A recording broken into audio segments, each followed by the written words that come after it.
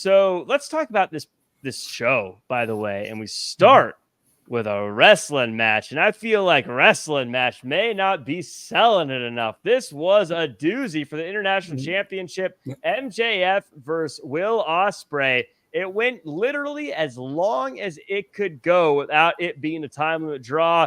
And it was a big one that came down to MJF using the Dynamite Diamond Ring and getting the win. He's the new international champion.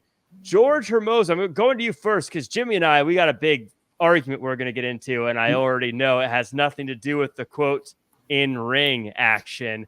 But George, I loved it. What'd you think? I thought it was really, really good. I thought there were moments that were a little lull, to be honest with you. I just kind of look back at it and I'm like, did this match need to be 59 minutes and 58 seconds long? That's only an answer that pretty much like Tony's MJF and Will can answer. But if you're going to ask me for my opinion, I think so. I honestly think it needed to be that long because the fact that he won, if it would have went the hour-long limit, I would have been like, dude, this is silly. But the fact that he won in 59 minutes and 58 seconds adds so much more to the story of, of the match itself. And with that said, the last 5 minutes I thought was phenomenal. I thought it started great. I thought it ended great. I thought the middle was okay, but overall, I thought it was just a great wrestling match. A lot of people like to have mentioned, why is this on free TV? Why is it not? Dude, who cares? Like, people are just going to complain just to complain. The fact that it was on free TV, great, awesome. I'm sure we'll see at the pay-per-view something even better, and I'm excited to see what that it's going to be. Blue Chew, I see what you're doing here. Says, not going to lie, best TV match since at least Hogan versus Nash on Nitro, January 4th, 1999. As a late period WCW fan, that was a banger, man. One more time, George. One more time with it. That was the high spot. There you go. Man, I love this one. I had so much fun watching it. I loved how it continued it felt like it was two guys who didn't like each other, were competitive, got heated. It felt like it got more and more heated as it went. Jimmy, I want your thoughts on this match, and I want what I know is going to be your critique. Okay. First of all, let me start off by saying I really enjoyed the match for the most part. For the most part, it was so good. I thought, I even said it, a hell of a match. I enjoyed both guys. MJF, don't get me wrong, I was into MJF before, but now he's won me over with his in-ring style and being that heel, that old school heel, meshing with that new school Will Ospreay. See, old school and new school can mesh together when it's presented correctly. Mm-hmm. And that's what these guys did in that match tonight. They put on, you want to talk banger? That was a hell of a banger. That was a super banger. That was a double banger with cheese. I mean, these guys put it all out there. It's just, like you said, the certain little things that I thought was not necessary because it was so good for me. For that moment or a few moments, it took me out of the match. Again, being someone who comes from the world of the striped shirts, it just made me frustrated because they could have done all that gaga within the rules, because this wasn't a no count out match. There wasn't referee's discretion. Every time I hear that, I want to pull out what's left of my hair. Mm-hmm. It just makes me go crazy. What referee's discretion is there? In hockey, if you elbow somebody in the face, is that, well, it's a playoff game, so I'm not going to call the penalty?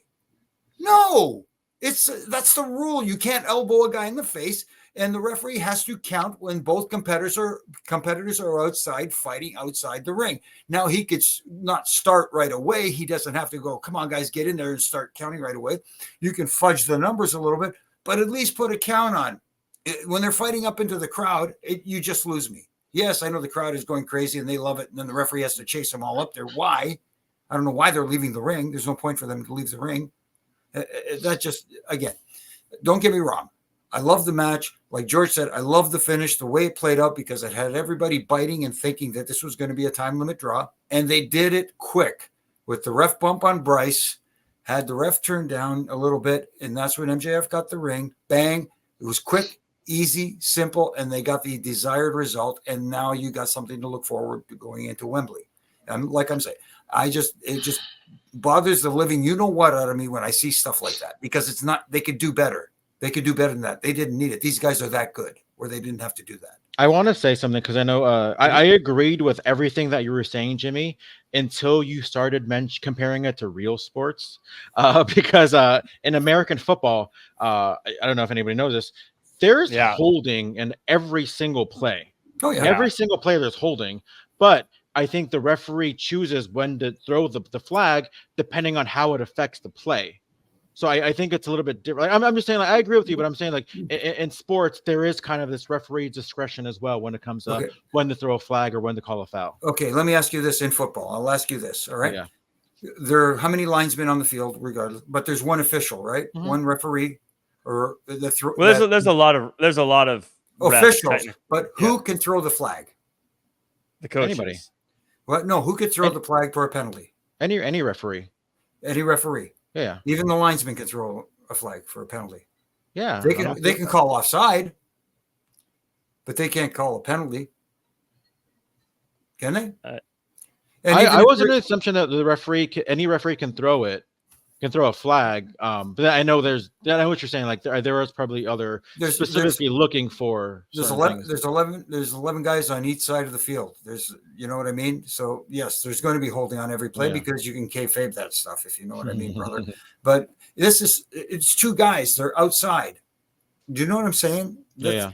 I said, you can count differently. You can slow your count down. You can do that, but to not count at all and let the guys fight out there for a couple of minutes, no. This is where the disagreement happens. Is I get everything you're saying, and you're not wrong, Jimmy, but I look at what they did on the outside, and if you ask me, would I be okay with them enforcing the rules, but that means I don't get MJF's head in the trash can and the little girl or kid hitting him and all that stuff, I think I'd rather they let it go and let me have these fun moments. I think I feel like it was okay because I thought it was really fun and I was into it. And I know I know this is where, as fans, we definitely part ways because I'm like, whatever, anarchy, I'm into it. But I don't know. I felt like there was a lot of fun moments in there that I'm okay with happening. Wouldn't that moment be more fun for Will Ospreay to hold MJF in Wembley Stadium and let somebody with the crowd going banana while a little girl was doing that?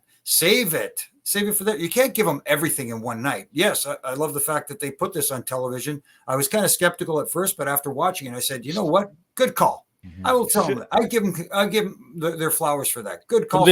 They put it on Dynamite because if they put it on pay-per-view, then they can only have 12 matches instead of 15. Oh, gotcha. Well, I will say, I mean, this was their 250th. This wasn't just like a random night, to be fair. But let me ask you this. Scott Langford says MJF should have won by DQ because he was attacked by someone not in the match. As a referee, do you say discretion means they shouldn't have ended the match? Well, now you're getting a little too carried away. It's a little girl giving a little nudge there. It was a comedy spot. It was fun. I mean, if we're in a court of law here, Jimmy, I got well, technically speaking, then the little girl should have been DQ'd. There you go. And kicked out of the building, for goodness sakes. She should have been kicked out. But also, you know, people are saying, I even let the table spot slide, even though that should have been a DQ as well. I do think with the outside stuff, something that this is just in general thing that I don't know what the rules are. Maybe I'm incorrect in this.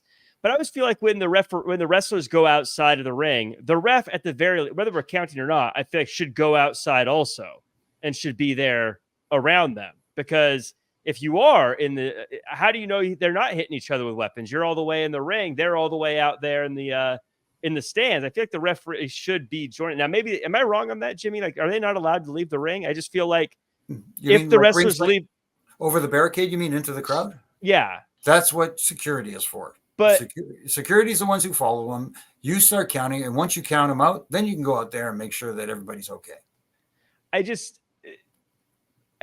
When it's prolonged outside, I feel like the referee should be get back in the ring instead of just kind of standing there, especially if they're in the where they were.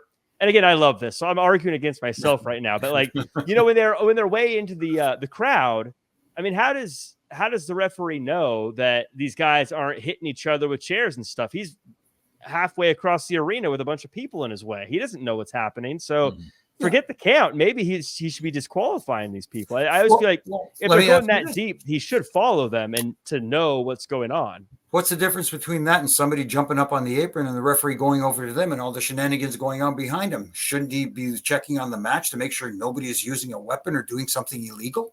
Well, in this case, he's distracted. But today, he was just standing in the ring waiting, as opposed to like being involved. That's one of my little pet peeves. I don't even know if that's what they're supposed to do. I could be too, that you could be saying, Jack, they're not supposed to do that. And I'll go, okay, I'm wrong, but. Well, they're not.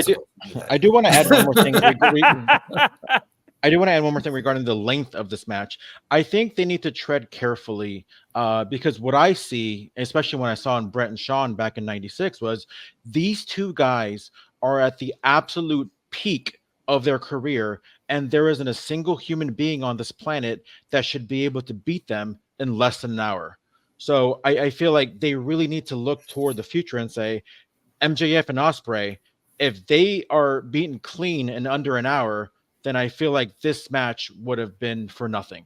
Does that make sense at all? I feel like you look at Brett and Sean, like at no point in their WWF career did they ever really lose cleanly, in the immediate future after that. When Sean lost, is it because, he got hit by a camera by Sid?